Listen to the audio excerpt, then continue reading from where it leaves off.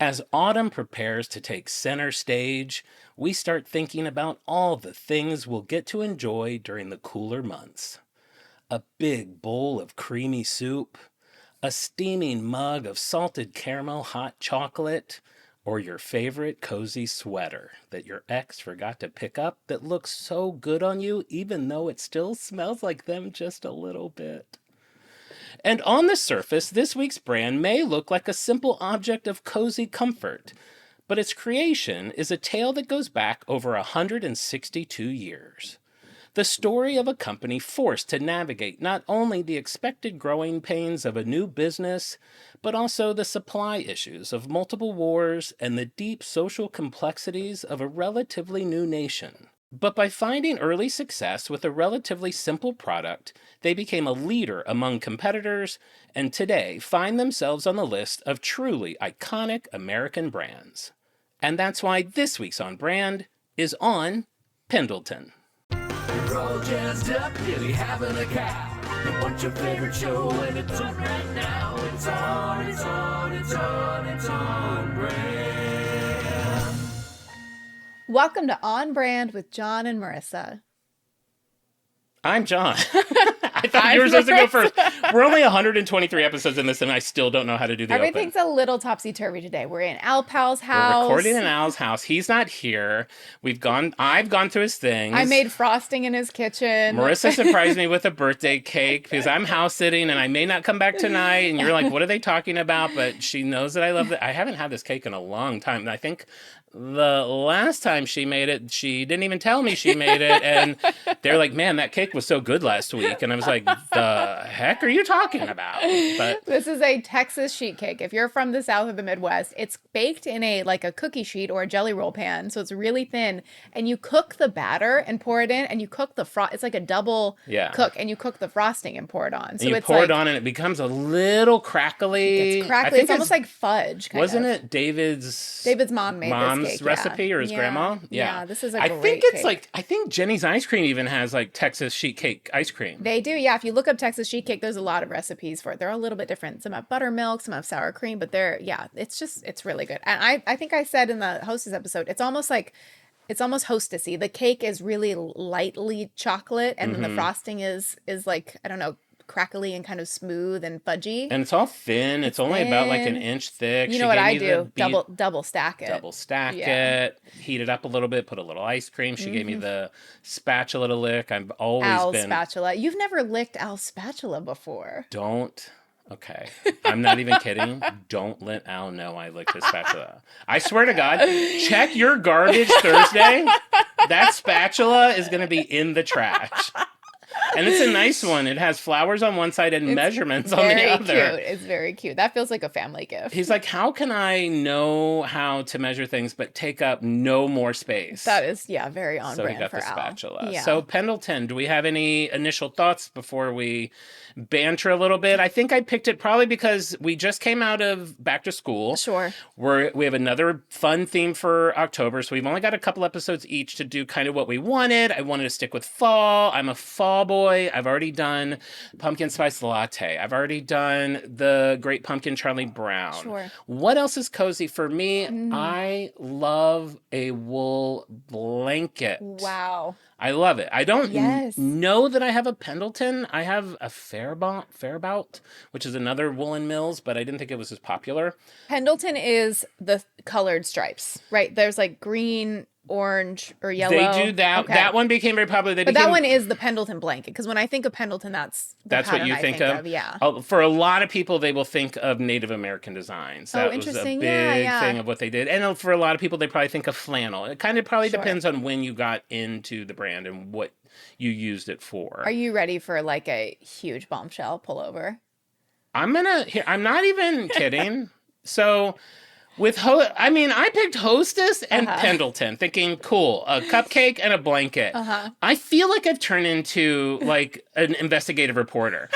Again, I will show you all my... I have probably 50 articles going from the 1700s until... Your level of research is, like... I was in college archives. Unprecedented. And for the fun fact for the listeners, in the last 3 weeks, you guys have been like, can we record on Thursday? Which cuts one day off of my research. And then you've gotten Fridays. And it was I'm a like, birthday week. and it was a birthday sure. week. I'm like, you guys, I can't give you. Well, you need like a basement with like rows of books and sacks of newspapers. I and need like, a team. You need a team. I need a team. White gloves, White fingering through gloves. those big ass old books. Acid-free sheets. Yes. I need it all. But yeah, I did discover something that we will get to that I am very confused You're about. gonna get a Peabody for this show.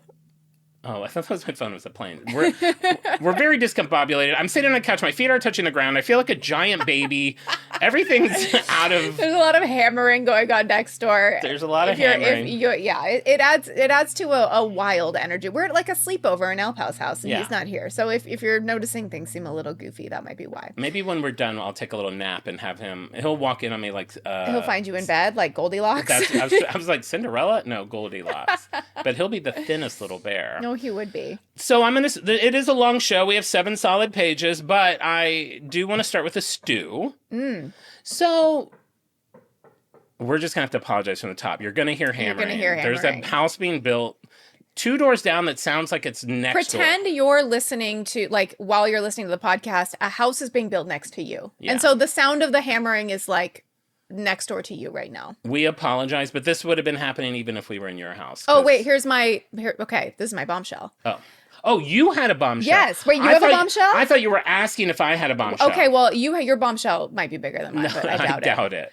I have ancestors from the town of Pendleton. No. Yes, my Is that a bombshell? grandfather, That's like my grandma grew up in St. Louis. my grandfather, who I unfortunately never met, he had a restaurant in Pendleton That's awesome. called Office Lunch.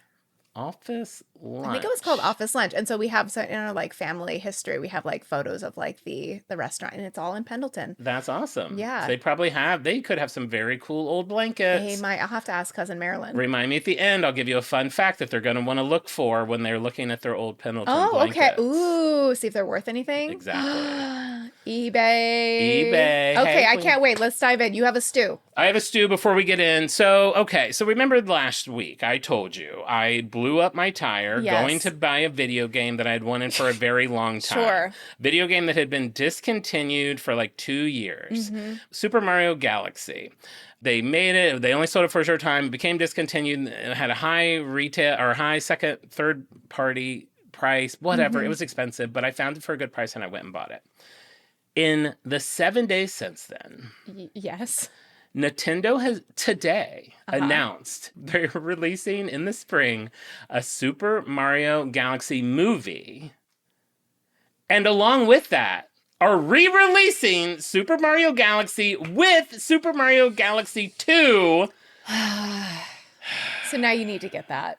Well, of course, but one of our listeners wrote us, he's like, I gotta say, I feel pretty bad. Like, within 7 days, the stupid thing that had been hard and rare to get for... Yeah. And now I'm like, that's probably why the guy sold it for a normal price. He had 'Cause probably he had already... an inside He scoop. probably works at Nintendo. Sure. Now everyone that's got these $150 games are going to be scrambling to get rid of Oh them. my god, you'll be one of them. Here's why I'm not totally mad. It comes with 2 completely separate games. Mm-hmm. There's 3 games on it, so I'm fine. But it is to be just... clear, have you played the game yet? I haven't even opened my Okay, Switch. so none of it is relevant. You don't have to worry about getting any of them. But I'm still stewing. because you're not gonna play it. I'm still stewing. Also, a listener wrote and was like, by the way, I knew John had a Switch because you had revealed to a listener that you had a Switch. and you then were I like, said- keep it secret. I was like, don't tell Marissa. Marissa, and I deleted it. Though I do that joke a lot on Sure. social media. I say, don't tell But Marissa. sometimes you want to save things to be a surprise. Some things Yeah. I actually do want you to not see, but usually Very if I say funny. don't tell Marissa, it's because we share all of our social media. You've been together. busted. Yeah. Like we both have access to all of them. Sure. I think I probably go on them more, that but it? you eventually read most everything. Very funny. Yeah, so that was funny. All right, this is a long one. We're uncomfortable sitting here. I'm gonna grab my drink. I'm gonna hold it in my lap. We got school pickup. Don't tell Al that I'm drinking on his couch. Uh-oh, you did take your shoes off. That was really important. Okay, so let's dive in. Great. What year were you taking us back to? How would you feel about going back to the late 1700s? Oh, okay. Wow. So, what was the American wool scene like? It was popping. Unfortunately, it wasn't. I mean, what was there if not wool? The American Revolution. Oh, okay, yeah. But wool coats? Weren't wool coats? Babe, shiny little buttons? let me tell the tale. You tell me. All right, so we're in the late 1700s, early 1800s, and it's after the American Revolution, and America at this time wanted to start producing fine wool to dress our new leaders and the country's elite. I don't respect anybody not donned in wool. Who does? You have to have wool to be recognized. I believe it, yes. But the issue at the time was the sheep population had tanked. Why? Because of the American Revolution. A lot of the sheep were killed for food, which is Oh. called mutton. I didn't know that's what mutton was. There was a Seinfeld I didn't know where he that's didn't what want to eat. mutton He was kept hiding either. the mutton in his Yeah. napkin. I did not know that was sheep. Sheep don't look like food to me. Sheep don't look like food to me unless you put a bun on them. Lamb chops are, and then that's when I also got lamb- confused. Are lambs and sheep the same? Yeah. A lamb is just a baby Lamb sheep. is baby sheep. Okay. The And cuter. a ram is a man sheep. Ram is a man. Ram is a Lamb man. is a baby. Lamb is a baby. None You're a are- sheep. None is food. So I'm a lamb. Al's a ram. And you're a There's sheep. sheep, Okay. yes. I have it all figured out. All right. So we have this company, Hartford Woolen Manufactory. And they were a very early manufacturer of wool clothing for the American public. And they actually supplied George Washington with 13 and a half yards of wool for him to construct a suit for his inauguration. And you mean him literally, like him. He's got the like. He's doing the God. How much do I hate threading a needle? Oh, you and me I both, keep getting sister. TikToks on an easier way to do it, but I'm not going to buy the tool. Why 'cause does TikTok want you to sew? I don't know. I really don't know. I don't know how I got into that. Probably because if I watched it once for 2 seconds, so it's Sure. like he's got to sew. All right, so they give him this yarn or the yarns of wool to make his suit, and he's quoted as saying, and I'm going to warn you up front, I got a lot of quotes and a lot of newspaper quotes in this episode. Okay. So Washington is quoted saying, I hope it will not be a great while before it will be unfashionable for a gentleman to appear in any other dress. Indeed, we have already been too long subject to British prejudices. Okay. So they just wanted their own identity. Sure, They're like, yeah. girl, I made this suit. I Uh-huh. look great. This is what we want it to He's be. ready for the runway. And for some reason, when I was writing this episode in the beginning, I decided it's not even the school episode. I was like, I'm going to give Marissa some pop quizzes. It only happens twice, and then I got bored of it and don't do it again. Pop quiz. Uh-huh. When was George Washington's inauguration? You said late 1700s. 1791. Close. April 30th, 1789. Okay, great. See, I'm 2 years off. You fucking Pretty kidding me? close. That's pretty Not good. bad. Pretty good. All right. So they give him the wool, but the issue is, even with this company, the wool at the time is very inconsistent. It depends on the How, breed. a dirty sheep. That is literally one of the main points. Wow. The dirt in the sheep, like if it depends how muddy it is when they shear it, what kind, there's a million different kinds of breeds of sheep, how they're bred, what the ram is like, what breed the ram is, all depends on the quality of the wool. Sure, yeah. So at this time, quality is not so good. And even this company who gave Washington, you would think it's like we supplied, it's like giving Kim Kardashian a dress. Yes. We're going to be around for a while. They only lasted 8 years. And then they had to close the doors. Sounds like it was bad for business. You know what? Now that I think about it, I realize it was bad for business. You really didn't want to do that. I didn't want to laugh. I wanted to do it very seriously, Great. but I really like the joke. All right, so at this time, there's several small little wool mills that pop up. The quality remains a problem. A Pennsylvania farmer reaches out to George Washington. I love a day where you can just write the president. And he sends him this. For some time, hence, this will not be a great sheep country. As to fleece it is but scant pounds per People sheep. just talked like this. Can I tell you? I found a trick that helped me out a lot on this episode. I pull a lot of things from newspaper.com, but they're PDFs. And I'm sitting there retyping them for the show. I realized I can put that JPEG into AI and it'll just turn it to text for me. Great. That is I don't have a helpful. problem with that. But when I did it the first time, it was like, would you like me to keep this in old-timey language or would you like me to make it more modern? And I was like, damn, Okay, AI. Cliff's Notes. I was like, keep it old-timey, Sure. bitch. I just can't. Yeah, this turn of phrase. I know. It's so wild. He goes on to say, wool is now in some demand, but I have known it unsaleable. I hope manufacturers will continue to increase demand, but the prospect of this is distant. I know none who have tried the sheep business and succeeded. Wow, challenge accepted. Washington was like, okay. He already had about 200 sheep. This lit his britches on fire. Sure. Within a very short time, he had raised his own flock to about 800 to 1,000 sheep. He also invested in a Persian ram to improve the overall quality of the wool that he was harvesting. So it's from that I learned, and I Yes. don't want to be crass, but the better the better the frock when it comes to rams, right? Yeah. If you bleep that, will people know what you said? Because it could be the better the. It could be. It's not that. Use your it's alliterative. And yeah, I would hope Washington said that. I would hope that is his one line response. He's You like- could get a personal handwritten letter from the president, and that's what he says. I've been thinking, guys. I'm proud to be your president, and what I've learned is the better the better the frock. Yeah, I have that tattooed. Thomas Jefferson also invests in tuna sheep, and then there was a note that said, although not the same tuna sheep as today, and I was like, what are you talking What are you about? talking Like, about? why? 4 hours later, you're learning the differences I'm talking between the about different tuna tuna sheep. sheep. Like, why just not name it something else? There's so many other Come words. up with a different name. Call it the Luna sheep. Like, Yeah. no, you know what? Let's just call this one Tunas too. It's completely different than the old Tunas. And people sure as hell better not get them mixed up. No one's going to be looking into what Thomas Jefferson did. He also got a quality ram to improve the quality of his wool. Well, once because again, you know what they proving say. the better the better the frock. Yes. And I had to look up frock to make sure that meant a garment. It is a garment. Honestly, great merch for us. I mean, it's not bad. Who has the balls to wear a hat? A dad hat that says the better the better the frock. I turned your ram into a bottom. Yeah. We got a lot of stuff going on.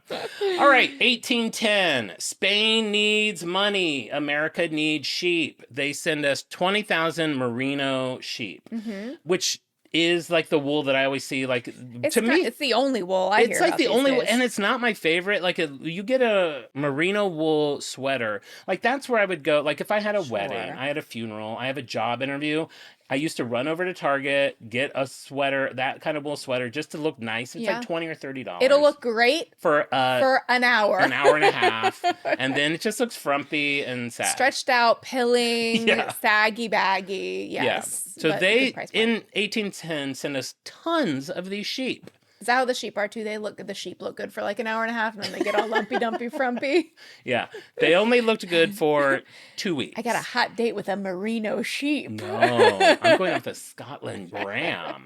I hope he knows I'm a virgin wool. All right, so that was in 1810. 1812, what happens? Super easy. The War of 1812. Oh my God. Wait, yes. did I get it? Yes, you got it. I We're wish I learning. had confetti.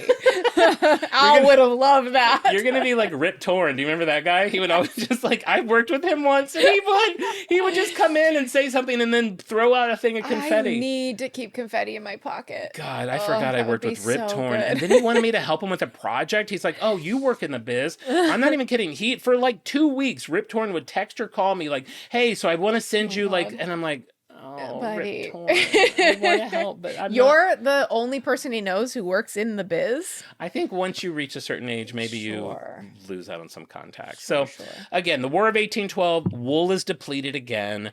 But for some reason, after the war, England has a ton of wool. So, for the next 60 years until the Civil War, we're having all of our wool imported in from England. I see. The Civil War happens, and after that, America really starts to industrialize, and this leads to an increase in domestic wool manufacturing. Okay. Finally, I know Finally. everyone's like, when, John? When is It's America? about damn time. The late 1800s is when that starts happening. Thank God. All right, so let's learn about the founder of Pendleton. Okay, great. I'm only on page 2, and I've brought up the brand. I don't know if you remember Hostess, but it was page 4 before I even said the word Hostess. We were in Clip Clop times for quite a while at Hostess. I know, Marissa's like looking at her clock. She's like, not going to lie, I put too much lemon in my Diet Coke. Not going to lie. If you're like, why does John look like he's puckering? Too much lemon. He's not preparing for it to kiss me. He's trying to hint that he would like a smooch, a mid-show smooch. That's how I get more YouTube followers. All right, so this is from the Pendleton website. Okay. Take it with a grain of salt, as usual. Our founder. In 1863, Thomas Lister Kay traveled by boat, burro, and buggy to settle into the new state of Oregon. Not even kidding when they say the new state of Oregon. He came in 1863. Oregon became a state in 1859. 4 years earlier. Wow, that is really fun to be on the ground floor of a state. Can you imagine? Yeah. Like, man, Oregon just became a state. Like, you've been to Oregon? I've been wanting to go. What's it like? What, now that it's a state, Like the is hot everyone new club. Did they ever settle on a flag? What flower did they pick? Are they open to suggestions? It goes on to say, using his genius for fabric, Thomas Kay staked his knowledge and integrity on the success of his mill, which soon turned out the first bolt of worsted wool west of the Mississippi. The Kay Woolen Mill was once the largest weaving facility in the West. Okay, great. This is my second pop quiz. I don't know why. This is the last one. You don't have to. So, What is worsted? no, I never even looked it up because I was like, oh, stop giving me specific wool things. I looked up so many things. I did not look up worsted. I don't know exactly what carding is. I think that just means putting the wool on the cards to sell, but I could be wrong. But carded comes up a lot too. Okay. All right. So pop quiz. Oregon became a state February 14th, 1859. Yes. This is a two-parter. Okay. What was the last state to join the United States, and what year did that happen? I feel like we'd still be in that same area, so I would say Washington. Go on. And what year? 1939. Hawaii. 1830. Oh, Hawaii! Wait. Of course, Alaska and Hawaii were the last two. Oh, yeah. Hawaii. Oh. Poor Washington. They're like, what did we do to her? our Washington numbers drop next week. That's sad. In 1959. But I was like, 1959, like, Lucy was already, I think had already finished. Or Lucy was like, I think Lucy might have was close to the end of its run when Hawaii became a state. Crazy. I never want to be alive in a time where we don't have Hawaii. We do love Hawaii. All right, so a little bit about Thomas Lister Kay. He's born June 24th, 1838. His father, Esaias, E-S-I-A-S, it's a name I've never seen before. Esaias? Maybe. Was a weaver. They lived in the heart of England's textile weaving district, perfect for a weaver. Cool. Thomas had no formal education, and just like children of the time and all the children, half the children we've talked about before, got a job in a mill when he was 10 years old. A couple years later, his dad dies. Thomas becomes an apprentice in the mill. He becomes an expert spinner and weaver of fine textiles. At like 12 years old, his early teens, he's doing this. Great life for a kid. I mean, at that time, I guess if you only lived to be like 30, he becomes known for really having an understanding of how mill machinery and equipment works. And he's promoted to loom boss. This is at 12? This is all pre-19. He's getting a promotion.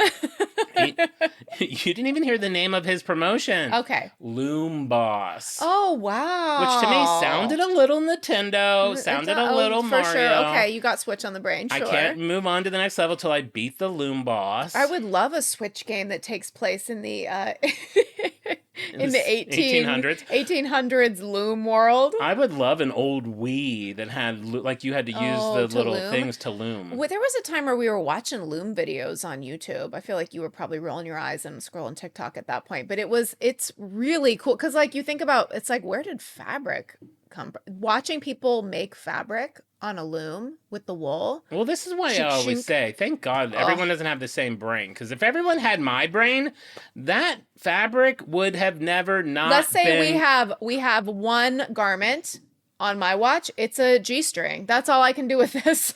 Okay. Well, you're doing better than me, because for me, I was going to say the fabric never is not just a cotton in the field. Yeah. Like, it's just a plant. I'm not going to sure. see that and be like, you know what, or a sheep. But you could shear I love a that I sheep. go with cotton and we're doing a whole Not the episode thing that on we're talking wool. about. You could shear a sheep and go, oh, when I kind of like twist it, it gets a little twisty, and then you tie it around your waist. It's like, okay, we have belts. You think if you were the only person Yeah, on I the planet, do. you would eventually see a sheep walk by. Uh-huh. You would catch it. You're like, you know what? I'm going to cut off all your hair with Yeah. the shears I invented. That's true. And Inventing weave the you. I'm shears going would to be clean tough. you and weave you into a blouse. It's very true. Very true. No. No. Not We're never gonna naked. happen. We're naked. All right, we're still in, okay, 1857. Let's get out of these. Well, we're in them for a while. Thomas is looking for bigger opportunities after he becomes loom boss. You know, when you get promoted to loom boss, you're like, I just need more. Sure. He It heads a- happens every time you get promoted to loom boss. You never hear It's anyone never that sticks enough. around. That's why you never hear of anyone being loom boss, because they've always got Exactly. to move on to something better. Exactly. So at 19 years old, where does he go? America. Spends the next 6 years working in several mills all around the East Coast, showing off all of his skills, his weaving and his looming, makes connections with other mill workers. In 1863, an English friend and mill entrepreneur, John Worsley, invites Thomas to be his loom boss. Okay. I'm taking that at face value. Interesting. This is like a BDSM relationship. Yeah, I want you to dom my loom. Show my loom who's boss. If I get spanked, sure. Sure. That's part I'm of going to it. bend over and pick up this dirty pile of wool. But he has a new mill that he's starting up in Brownsville, Oregon, which is about 45 miles south of Salem. And Thomas jumps at the chance. He's like, great, let's do it. He goes over there. A couple years later, the mill burns down. Oh, sure. Thomas yeah. bounces around for another 10 years. 1875, he goes back We after... would have given up 100 times by now. You would have given up just on this research by now. But just even like your mill burns down and it's like, okay, we gotta rebuild. No way. 10 years My mill later? burned down. I would be in bed for months. I can't not. I am if my mill burned down, I am Carrie Bradshaw in the first Sex and the City movie. Okay. After Big jilts her at the altar, but she still has to go on her Mexico honeymoon with her besties, but she just stays in bed. And then before they leave her bedroom, she's like, close the blinds. And then they only close one. And then she's like, all of them. And then it cuts to black. That's me if my mill burns down. I'm opening my mouth in the shower and getting diarrhea like Charlotte. We're in Mexico in this version? Where are we? Your references that also have to be from the first Sex and the City movie. All right, so the mill is rebuilt. Thomas goes back. He puts money into it. He's part owner. When that dissolves, he ends up with $55,000. That's $1.7 million today. Wow. And he starts his own mill called the Thomas K. Woolen Mill. Great. All makes perfect sense. Thomas brings his oldest daughter into the fold, Martha Ann Kay, known as Fanny. She learns the business. She learns how to do everything. She becomes his I assistant. think Fanny means pussy in Britain. In Britain. I wish they could see the disdain. They in my can. look. Yeah. Because like fanny pack. You've done G-string. You've done... I've done... I said the literally if I had wool, that's what all I would be able to do. I wouldn't be able to make fabric. It would have to be a G-string. It's literally 2 strings. And literally Fanny is in Britain. I think it's butt. It's Fanny here. If Fanny is butt here and there. We'll have to ask Al when he shows up because he's British. You learn the things I never knew I was teaching in an episode. Everyone else, I hope, is learning about wool for a 200-year Kids story of are wool. getting A+ on their book reports based on this episode. They better I'm be. teaching them street smarts. They need to know. 1876. Fanny falls in love and gets married to a retail guy named Charles Bishop. It's kind of a perfect union. Not only are they in love, but she brings manufacturing, he brings retail. So it's kind of a a nice synergy for the families. Great synergy. We love that word. They pass along all their expertise to their 3 sons, Clarence, Roy, and Robert, known as Chauncey. And that's all well and good. But here's the problem. What? Okay, Marissa, I'd like you to ask me a couple questions. Great. Ask me, was Thomas K a master weaver? Was Thomas K a master weaver? Yeah, he was. Was he the president of the Thomas K Mill? Yeah, okay. He was. What could go wrong? Did some people even think he was a textile genius? You bet they did. John, did he have anything to do with Pendleton wool? No, he didn't. He didn't go there. He didn't invest money into it. Okay, why are we here? Because he is listed on the Pendleton website as our founder. Why? I will eventually get to why I guess they're saying that. Okay. But I am telling you here, right in now, What? he was not their founder. Put Wow. a pin in that. So how... 911? I have a story to break. I Mr. know. I keep President. breaking 200-year-old stories. This is... Why would they lie about that? That's a great question. That is what I'm trying to figure out. Okay, so if he's not the founder, how did Pendleton wool come to be? We're at 1880.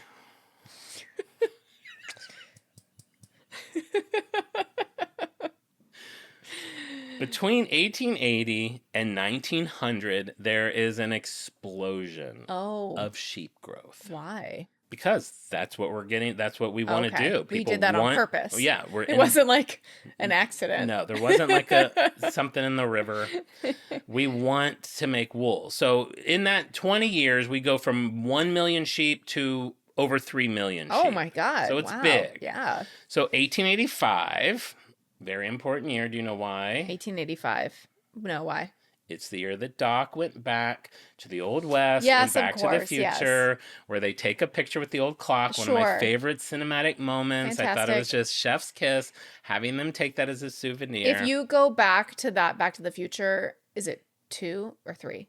I think we find out he went back there at the end of 2, and then 3, the whole thing is there. In the background, are there sheep to keep it accurate? That is a beautiful Because question. based on this, he should have been like kicking out a sheep, Yeah, kicking pushing the sheep sheep out of the out of way the to get way. to the DeLorean. During the big gun shoot Yeah. with Biff, there should have been like interrupted by a sheep. Yes, yes, yes. That sheep would have been like, bang, Chewing on Biff's pants, chewing on his pants. distracting him I- so Marty can prevail. All right, so 1885, like I was saying, wool at this time is still dirty. It's still greasy. People are getting mad because when they have wool shipped, they're literally paying to have dirt shipped. And they're like, Yes. we don't want Sure. that. So the Eastern Oregon newspaper started advocating that someone start a scouring mill in Pendleton. That's just wool washing. I'm glad you asked. Wool scouring is a cleaning process that removes all the natural dirt and the grease, which is called lanolin. Ugh. And Oh, that's used in like lip balm. yeah. Ugh, I'm rubbing like sheep grease on my lips. You are. There's a popular lip balm. It's called Lano Lips, and it's like all lanolin. Okay. It's a popular ingredient in a lot of moisturizers. Bet it's not popular in Sheepville, USA. I mean, it's one of those things where it's like, okay, sure, now we scoured the wool. We got all this leftover grease and grime and slop. It What can we probably do is. with it? You should do that next week for your brand. You Yeah, should. Lano Lips. It's The- like now it's like sheep timber. Here's the rest of the story. Man, that's pretty good. All right, so it's basically cleaning it and from raw wool fleece and preparing it for manufacturing, and it gets it ready for carding, which I mentioned, spinning and dyeing. Cool. So the newspaper's like, we need this in the town, guys. It takes 9 years before a couple of rich people come to town and like, yeah, let's put that together for you. A bunch of citizens join in to put together the financing to open the Pendleton Scouring Mill. Wow. They build it really quickly. It's instantly successful. Let's get these sheep scrubbed. Let's shear them up and clean it up. It runs very smoothly and smartly. And not only did it quickly become one of Pendleton's chief industries, but it's one of the greatest factors in the development of the sheep and wool industry in the Inland Empire, which is like all of eastern Oregon, okay. eastern Washington, and part of Idaho. So it was like a really important thing to happen. And just so you know, like at this mill, they're not making anything. They're literally getting wool brought in, cleaning it, and then it's being sent elsewhere Sure, they're a middleman. to have stuff made. Great. Quote from the newspaper at the time when this mill opened says, its value is incalculable, and no enterprise promises to do more in developing the wool industry and stimulating the growth of Pendleton than this one. So it's a big deal at the time. They're very happy to have it. It's creating new jobs. It's making wool more valuable. It's bringing more dealers and people in, which is having wool, people who raise sheep. It's giving them more. It's just a really good moment for Pendleton. yeah. It doubles Pendleton's wool business and makes them one of the most important producers of wool. Okay. So all good, except there's one little problem because of course there always is. What? Wool scouring Uh-huh. is seasonal Why? because the sheep need to keep their Oh. clothes during the winter. Yeah, sure, they get chilly. You can't have a bunch of naked sheepies running around. They wear the sweater first. They wear the sweater first, and Sure. then we repurpose it. But then what happens for the next winter? It grows. It grows. It It's like grows. they get a haircut. They get a haircut, sure. Yeah. So so it's only in the summer months or the warmer months Right. when they can do the scouring. Okay, that Right. makes sense. And then they run around. So what happens to all the scouring folks in the off season? Great question, because you know what they would like to do? What? Work. Oh, yeah. They want to have a job all year. That makes sense. So the question becomes, what are we going to do with this mill for the rest of the year? Great question. Again, this reminds me of Hostess when they came up with the Twinkie. They're like, we're making these strawberry shortcakes in the summer. What are we going to do the rest of the year? We'll make something bananas because they're available all year. These guys were cleaning wool in the summer. What can we do the rest of the time? Why don't we just start making products with the wool that we clean? That's a really good point. Why don't we just start making blankets? They enlarged the mill, they converted some of the space into a textile mill, and they call it the Pendleton Woolen Mill. The following year, they start making and selling blankets. They work with different local Native American tribes who are interested in using something other than animal hides, which is their go-to at the time. Sure, yeah. I'm sure Classic for a reason. fantastic. They were all about using all the parts of the animal. But, you know, an animal hide is, you know, I enjoy a nice piece of leather, but it's not the coziest thing to watch Sure. Sex and the City with. For sure. You're not snuggling up with a hide. I'm not snuggling up with a hide yet. So they're creating these beautiful blankets with colorful geometric shapes and patterns and rounded corners. And some people even say that Pendleton and its early designers played as important of a role in defining how we see the Native American look as any one tribe Oh, did. interesting. Because they have designers who are making these things. They're pulling reference from, they're working in reservations with Native Americans and pulling references from things they're doing, but they're also adding in their own thing. So, you know, some people are like, they're stealing from the Native Americans, but Native Americans, I read an article where they interviewed a Native American that was like, listen, they're like, we were inspired by other cultures. So we pulled from them. They're pulling from There's us. no Like one they weren't owner. like mad Sure. about it or anything. Yeah. And they were working in collaboration originally. Yeah. Yeah. Yeah. So the products they start making blankets, as I mentioned. They also start making what are called robes, which were unfringed blankets for the Native American men to wear, Nice. and shawls, which were fringed blankets for the women to wear. That sounds nice. A wool shawl. A wool shawl? I mean, I'd like to see a wool back then, like, because wool now can be pretty soft. I'm Yeah. curious how scratchy it was. They have like sticks and twigs twigs in it. sticks in it. Yeah. I mean, I guess that's why they have the scouring. Hopefully they wouldn't have that. Hopefully well scoured. And they worked with several different tribes. I'll butcher these names, but maybe you'll know what they are. That you had the Umatilla, the Cayuse, the Nez Perce, and Walla Walla. I apologize if anyone listening is from those tribes. My dad's cousin Marilyn lives in Walla Walla, Washington. Well, I knew it from Walla Walla, Washington, but I honestly didn't know that was from a tribe. I went to a school in Ohio. All of our schools, the schools that I went to, were named after Indian tribes. I went to Oh, yeah. Hopewell Elementary, there was the Hopewell tribe, and Lakota High School, which was also a tribe. Yeah, that's cool. Yeah. And this was really great for Pendleton for two different reasons. Basically, they developed this bond with the Native American people in the area. They're sold on reservations, and the Native Americans really liked them for their quality and their vibrant colors. And then they started to really become like heirloom pieces for them. They were things that they would use every day, but they were also things that would get passed down from generation to generation. Love that. But Pendleton was also really smart to market these as, they would say, Indian blankets at the time. I don't think that we use just the word Indian by itself anymore, but Native American blankets in their marketing. And that would get the people like us, like the people that would go to like West Elm, like, oh, I'm going to go get, because for some reason, authentic Native American items at this time were just really hot outside of that world. Like people wanted to feel that whole, like, I feel like that was probably a Lucy too. Like, I'm going to do my whole apartment in Native American, motif or whatever. It just kind of felt fresh and original and kind of got trendy at the time. Yeah, so they market it to the people that could buy them, but also work directly with the Native American people. So it was really a twofold thing. So this is a quote from a newspaper when the factory just started doing these blankets. The Pendleton Woolen Mills started up Monday. Several looms are now running off brightly colored goods, which will be made into Indian robes.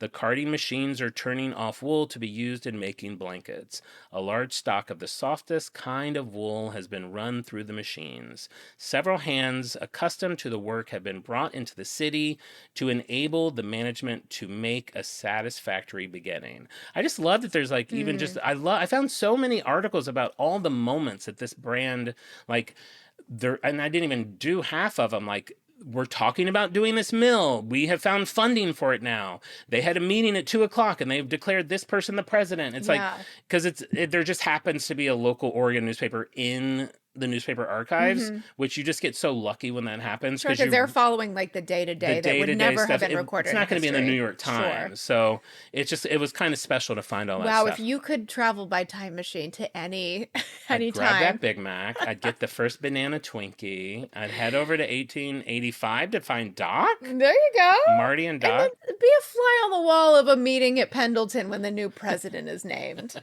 Sure, why not? Another newspaper in 1887 was happy to write, the paper received from the Pendleton Woolen Mills an elegant blanket as a present to show what the mill was doing. Great gift. That's me. Like, send me I got Pendleton sent me a free blanket. It would be like on a table, like in the break room, and you would snag it before anybody else. I would get it in my shoulder Where's bag. Pendleton's blanket? I thought they said they sent a blanket over. Oh, I thought that was up for grabs. Do you need me to give it back? No, it's fine. You can have it. You know how many times I stole unopened things of cream cheese on Bagel Monday at offices?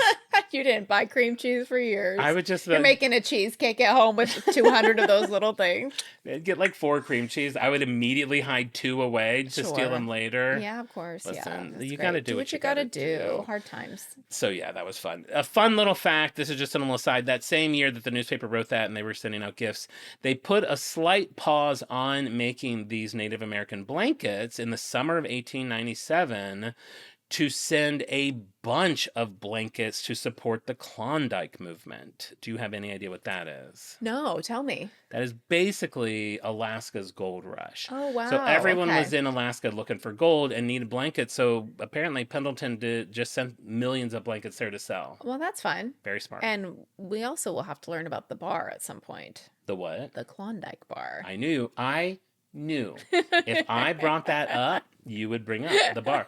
And I'm sure I've told you, it used to, whenever I go to my friend Christine's house for dinner, I'd bring Klondike bars and their kids would call them Jondike bars. Like, did you bring Jondikes? What would you do for a Jondike bar? I don't know. I'd buy him a McDonald's Happy Meal so he get the toy he wants. There's a lot. I'd take them to Disneyland. There's a lot that you could do for John. All right, you guys. We're in the 1900s. Here we are. Thank God. Warning. We're going to go back. No. Don't get too comfortable. But for now. Keep your saddle because the clip-clop times are returning. Okay. Okay. 1901. Pendleton hires Joseph Ronsley, a textile graduate. And a lot of people say that he is responsible for many, many, many of the Pendleton designs. Did he come up with the stripes? I don't know if he came up with the stripes. I always associated those stripes too. I didn't find much about the stripes. Really? I should have looked into that because that must have come later. I'm sure if it was out there, you would have found it. But I want to know because I've always liked those stripes too. Yeah, they're great. The colors are so specific. It's one of those things like if you just looked at the colors out of context of the product, you would know, oh, that's Pendleton. I have a love when gray brands can do one, but that. it's not made by Pendleton because I think they all just kind of do similar designs now. Sure, yeah. Like you do a buffalo. Everyone does a buffalo check. Mhm. Everyone does that. Like mine's gray with like the primary stripe. I think primary stripes, like maybe a red, green, and yellow stripe. I Yeah, forget. they're cool. Green's not primary. Ugh, everyone is going to be like, John, you're going to get mail. All right, so Joseph, at this time, he's literally traveling to reservations and living for months. Like, he's like, that's kind of my dream. Basically doing research for months, like Sure. in the world. He's pulling like elements of their designs and like colors that they like and creating, he's like taking it all and creating his own thing. So it's not like he's combining elements from different tribes. So it's not like, oh, this is based on specifically this tribe or whatever. And he's not only sticking just with Native American designs. He's also pulling stuff from Europe, and he's putting them all together to create these Pendleton things. It does look very unique, I will say. It's very unique, yeah. but it does all have like a similar aesthetic, and a lot of people would kind of say that it's how they assume white people think Native American stuff looks. Yeah, sure. And that's kind of what it is. But now I think it's kind of all just melded together. Well, and it sounds like it was very intentional. It wasn't like he just kind of pulled something out of his butt and he's like, this will look vaguely Native Right. American. It was very well researched and thoughtful and curated and blending different styles. You know what it yeah. reminds me of? A Mr. James Cameron, Oh, who yes. likes to base all his stuff in real research and then do his own Yeah, thing with it. Absolutely. So Joseph Rosley, the first Jim Cameron? Maybe. Certainly Jim's inspiration. And then one other thing that I thought was kind of interesting is someone made a point, some article I read, made a point that is very unusual that Native Americans were so open to supporting a white-run manufacturer and product at this time, because the U.S. government and the Native American people at this time were coming off really clashing hard. I mean, Interesting, there was yeah. a lot of bad blood there. But for some reason, they liked what Pendleton was doing. And I think part of it was, some people are like, why did they care if they're just making things that look like what they're already trying to make? And I think what is interesting is they were, but they weren't. So they're like being inspired by the Native Americans, but they're making them in bold colors that maybe the Native Americans couldn't achieve, or combining things that maybe they wouldn't have. So it's like, it's similar, but it's also kind of new and exciting. They're trying to find their own unique style. And there was an interview with one person from a Native American tribe that was like, there's several babies that are born into the community will always be swaddled in a Pendleton blanket. If you go to like a wedding, a memorial, a burial, or a death, there will always be Pendletons there in the Native American community. Wow. They're just so intertwined. Yeah, so that's cool. it was just a big part of that culture, which was very beneficial to Pendleton, that the Native Americans appreciated them so much. And these blankets, I think I forgot to mention, were called Indian trade blankets, which basically means they're machine woven blankets with striking geometrical patterns produced by American mills for the Native American market. Like they're specifically for that. But there was these 5 other mills that tried to do it, and Pendleton's the only one that still exists today. Wow. And I think it's credited because they were so hyper focused on that being what they made and what they were known for decades, the first several decades of their existence. Yeah. Now, I mean, they're like any make other everything. giant Yeah, fashion sure. brand. They're like Sure. on runways, they have collabs, but like for decades and decades, they were the Native American blanket people. So I guess, Marisa, what I would say is figuring out that blanket as your product. Whoever did that Yes. might get credit for being the founder of what Pendleton is. Coming up with the Absolutely. thing that we still associate them with. It was their flagship product. The flagship Yes, product. They still absolutely. sell it 160 whatever years later. Yes. So who did that? Who did that? I'm glad you asked. That would be Edwin Young Judd, Okay. a.k.a. E.Y. Judd, born in 1862. He was one of those two rich men that came to town that helped start the scouring mill that I mentioned earlier. Great, yes. He was voted president of Pendleton when they branched off, decided to do the blankets. He was one of the people that, he may have been the person who said, you know what? Let's do blankets. That'll keep everyone working all year. But the most important thing about Edwin Young Judd. What? He's hot. I have goosebumps. He has to be the hottest president that I've ever researched. I have looked at his picture for the last week. Oh, wow. On and off pod research. It's in my bank. Is it pinned to your ceiling? I'm just going to say, not only is this man hot physically. Yes. He was 30 years old. Okay, great. Hot age, for sure. Hottest of ages. You haven't started melting yet. Nope. You're still firmed up. He's a Yale graduate. Great. While he was at Yale, he was in the Chi Phi fraternity. Okay. Hot frat boy. He served in the Connecticut National Guard. Hot.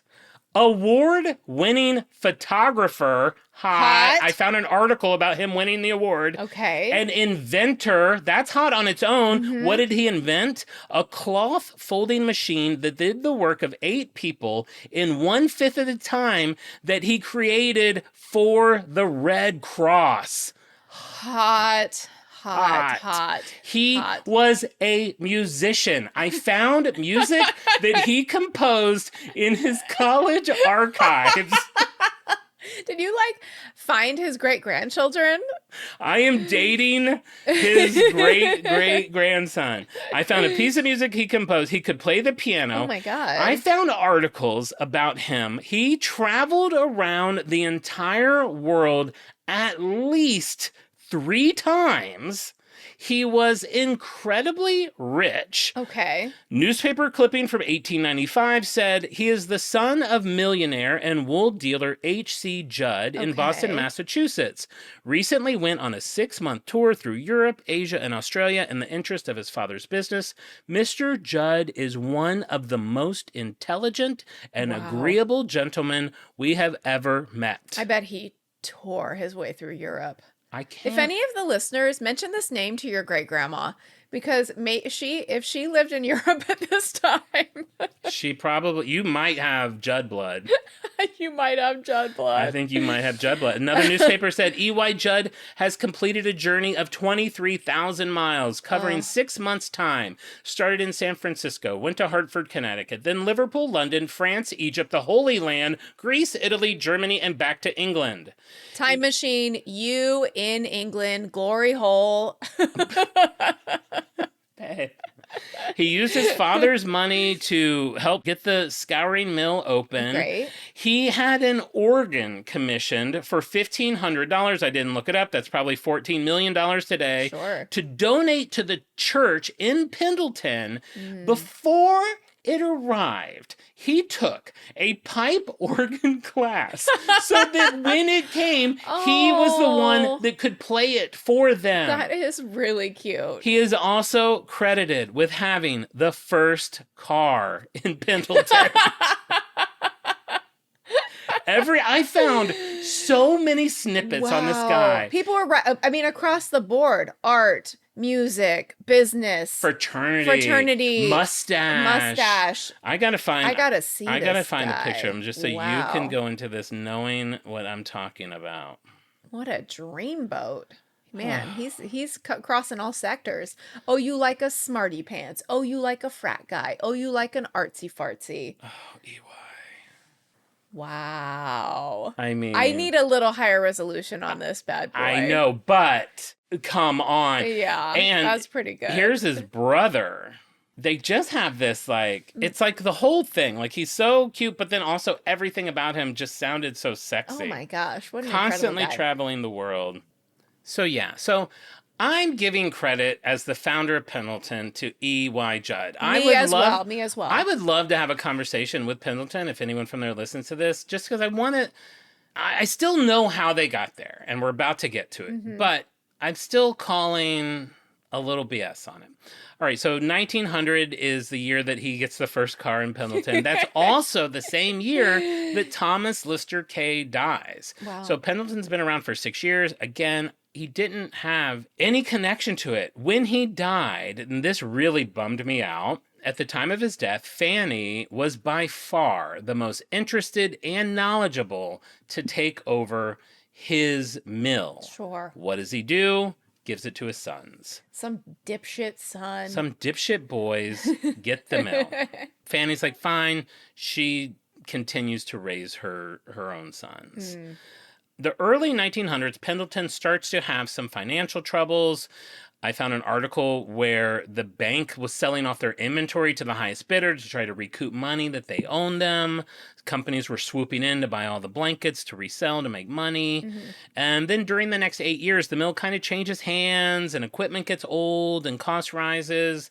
And it got to the point, like in 1908, the current owner was trying to get the town to rally to buy it and like run it together or to find buyers for it. Eventually gave up. There was an article like, he's like, I'm disgusted. No one wants it. He goes off to San Francisco. He's like, I'm going to do something else. So kind of washes his hands of it. There's an article from June of 1908 that just says Pendleton Woolen Mills a complete failure. 1908, the mill closes down. Another article comes out July, just a month later, Pendleton Woolen Mills to be dismantled. It all just unravels in 1908. And then, 1909. Guess who comes to the rescue of the woolen mill? Who? Fanny. Freaking Kay. Also known as Fanny Bishop. She's back. She sees the potential in it. She's like, there's a lot of good here. There's still good equipment. It needs some twerking. Fanny starts twerking. Needs a little twerking. She comes in on a wrecking ball. Sure. Mother's touch, a little twerk. But she's like, there's good here. Let's save this. So she gets her and her family buy the mill. And honestly, truly, without her, there would be no Pendleton wool. Wow. And I guess maybe her sons end up running it and her husband does stuff with it too. Tell me she's on the official website. I don't find her. Wow. And it's like, that's rude. she's just not given the respect Her that face she's should be due. on the tag. Her face should be on the tag. So I guess that's why they say Thomas is the founder, but it's like, how is that connected? Like his daughter or his son-in-law even did it. Like he just wasn't involved. Yeah, why is he there? I need to know why this is what it is. Have you tried calling corporate? I have not, but I have reached out to Hostess twice, and they will not get back to me. I just want a free box of Suzy Q's. Oh man. I think we should call corporate and say we're just asking for a little clarity on the company history. A little fact checking on this. What's your go-to lie? Is it like I'm writing a paper? Because if you say you have a podcast, they might get a little nervous and go like, we don't want to talk because that's like press. Right. So if you say like I'm writing a paper or something. Yeah. I'm in 8th grade.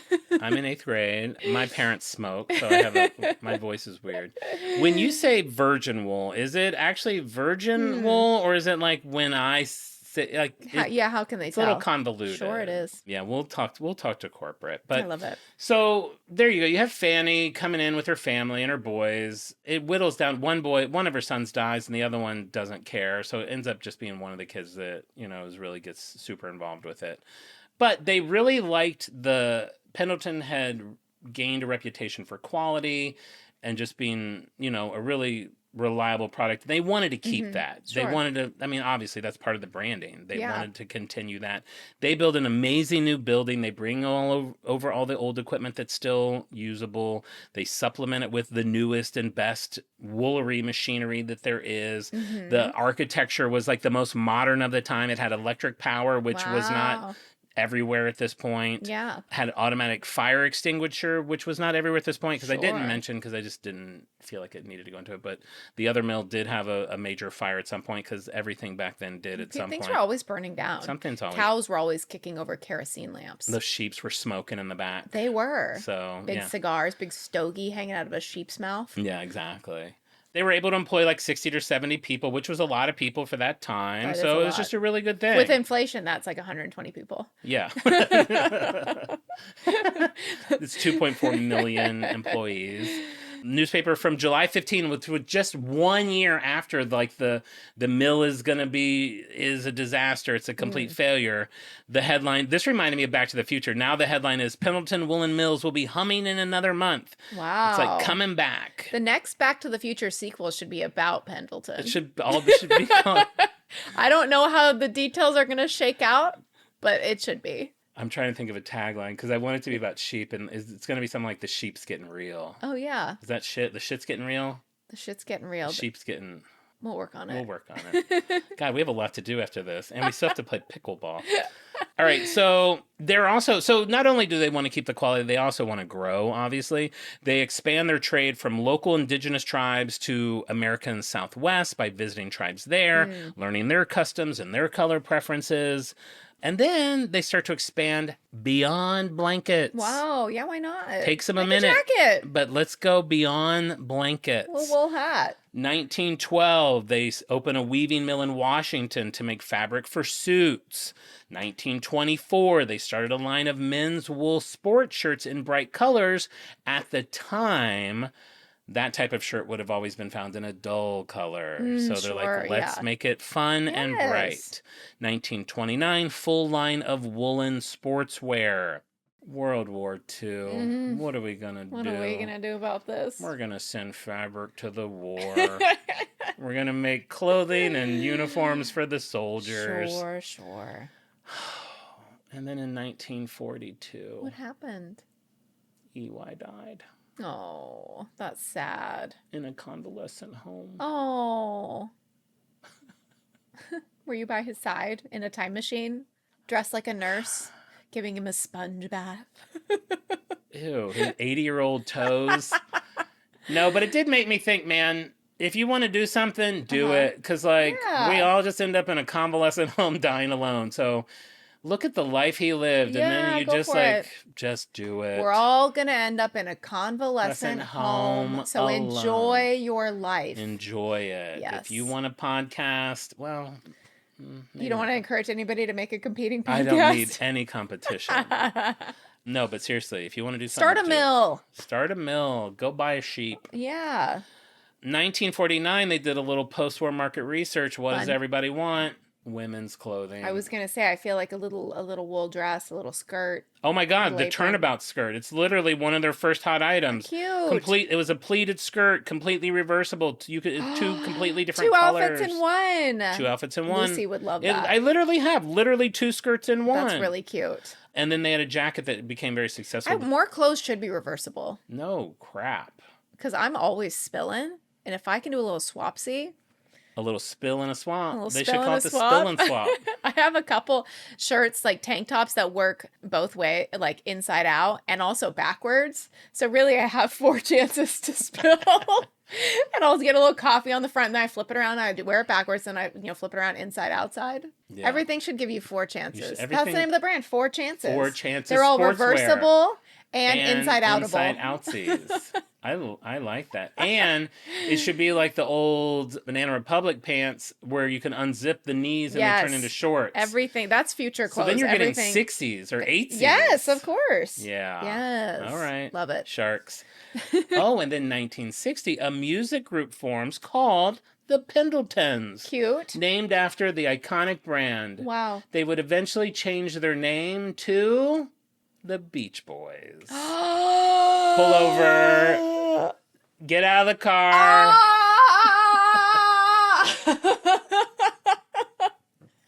I somehow never knew that. I'm so excited. Wait, you knew everything else up until now? I know, but like Beach Boys knowledge seeps in. You know what I mean? Growing up in California, you hear Beach Boys trivia. Yes. That I, for some reason, never caught. That's the Beach Boys. Wow. The shirts became very popular among American youth because the Beach Boys made it cool. 1972, hey, why don't we make clothes? out of cotton. Oh, boo. Boo! Non-wool garments for men and women hit the scene in the spring and summer wear. It's a Dang. major success. Oh, shoot. The 80s, what do we got? Retail stores. 90s, what do we got? Internet. Today. Pendleton.com. Today, what do we got? I'll give you a clue. Huh. I'm sorry, Angela. I'm sorry, Juge. Collabs. They did Okay. collabs with. They I have feel recently like done collabs. Stanley. Nope, not maybe. I didn't see it. Hurley, Vans, Okay, sure. Levi's did an Interesting. episode on them. Cole Haan. I never know who that is, but I see the name. Wrangler, Old Timey, and they've even gotten Wow. into swimwear. Oh. Talk about going from like dusty wool Native American blankets to a bikini. A wool bikini? Not wool. The Pendleton, that was one day when they decided to expand beyond wool. Yeah. Like where it was like, because for a while it was probably like, no, we do wool. That's our thing. If they want cotton, if they want polyester, they go somewhere else. And then finally it was like, Every meeting Okay. starts the exact same way for the Yeah. last 140 years. Sure. They go in, first it was a cave, then Uh-huh. it was a chalkboard, Sure, then yeah. it was a dry erase board. Yeah. They would always start by writing the word wool. wool. One day in 1972, they come in and someone writes a C, and everyone's like, everyone's smoking, drinking, talking. Mm-hmm. It gets stone silent. Wow, yeah. Cotton. Literally goosebumps. It's like they're an enemy for so long, and then you find it's like if you can't beat them, join them. If you can't beat them, weave Weave them. them. Great. Weave them, like leave them. Oh my God, that is something. God, we come up with a lot of good You're stuff. getting a lot of chills today for a very hot apartment. 2023, the most recent numbers, they are a revenue of $265 million. Great, not too shabby. And interestingly enough, up until July Mm-hmm. of this year, Yes. 2 months ago, Okay. they were a 6-generation family. Wow. The Bishop family, Fanny's great, whatever Love that. family. In July of this year, they got a new CEO. It is a woman named Jennifer Ingreffia. But yeah, awesome to have a Great. woman at the helm. Amazing. Someone different than the family. Who knows what she'll come up with? Maybe she'll make a Sure. shirt out of water. Fresh ideas. Nobody's ever done that. Yeah, like moving beyond the standard elements. Yes. Earth, air, fire, water, fire I love shirt. it. I love it. All right, and before we go, one final fun fact. Oh. If you come across an old Pendleton blanket, Yes. what you are looking for is rounded corners On the blanket. on the 4 corners. When Okay. the Bishops took over in 1910, they nixed the round corners and started making square corners.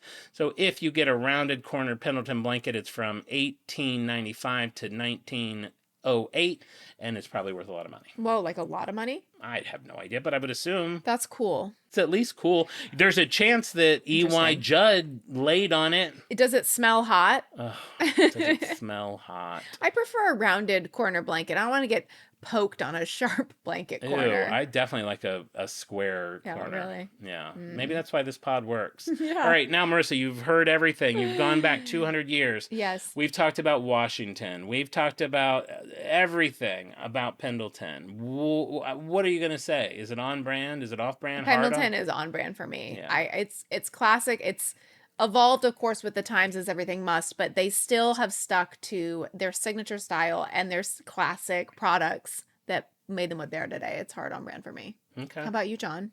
I'm going to say it was a hard off brand for me until swimwear. Now I'm all in. No, of course. Very hard on brand for me. That's why I picked it. A cozy classic. Yes. I love a story with a history. Again, I had no idea that Hostess or Pendleton would take me on quite the journey. I need to pick something a little newer, I think, for a next brand or two. Cause Yeah. I got to get out of the cloppy. We got to get out of the cloppies. Out of the Let's get into clip-clops. the modern times. But I really enjoyed it. It was fun to learn about it. There was so much information I didn't even put in here. It was like the eyes they had on wool back in the day, like wool pricing, and like it was just oh, sure. it was just maybe because I'm in such a local newspaper, it was just so hyper specific about the The information. Daily Wool.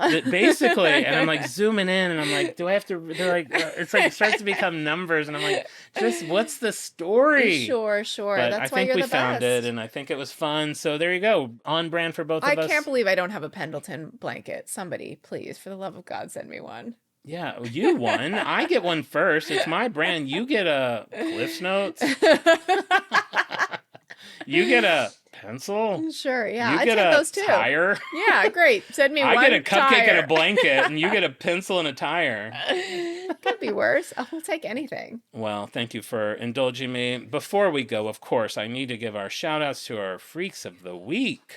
If you don't know how to become a Freak of the Week, every Wednesday on our Instagram story, I post a little puzzle. If you solve that puzzle, you're not only going to figure out what our brand is going to be the next day, but I'm also going to send you a little freak badge, which lets you know you got it right. I'm going to add your name to our Wheel of Freaks, and 5 times a week, I'm going to spin that wheel and determine who our 5 Freaks of the Week are. And that is who these lucky 5 people are. The Possum Place. Caitlin O'Malley, my good friend. Stephanie Escajeda, also my good friend. Oh my I swear this gosh. was not rigged. Meg, also known as Meg's Reality, and Hungry for Danish, a very vocal and fun listener. So congratulations, guys. Thank you so much for doing the Insta Egg. Be sure to check it out if you haven't. Also, just check out our Instagram every week because we post a lot of fun things on there. We put little supplemental packages that are going to show you how hot EY Judd is. Race This to one might be, Instagram, I may have yeah. to do 2 packages because we only get 10 pictures in it. I may have to do 2 packages for this one, but we'll see when I get there. But be sure to check that out. While we're giving shout outs, I'd like to shout out a lovely listener who left us a 5-star review on Apple Podcasts. We have Strawberry the Rabbit, who says, listen up, people. You want great banter. They got it. Los Angeles specific ice vending machine recommendations. Check. Earthquakes mid-pod. See AMC episode. Apologetic usage of the word collab. Sorry, Angela. Mysterious single producers. You got it. Historical references based on the Titanic ship and movie. Nailed it. A delightful podcast with 2 witty and funny hosts. Here it is. Oh, what more do you need to know? What a review. I feel like that's how AI would sum us up. And I don't remember if I didn't host this, but I went back to the 1700s. I made 0 mention of the Titanic this time. Wow, yeah. And we danced around. I even was in 1912. That's when they I didn't even miss. Let's re-record.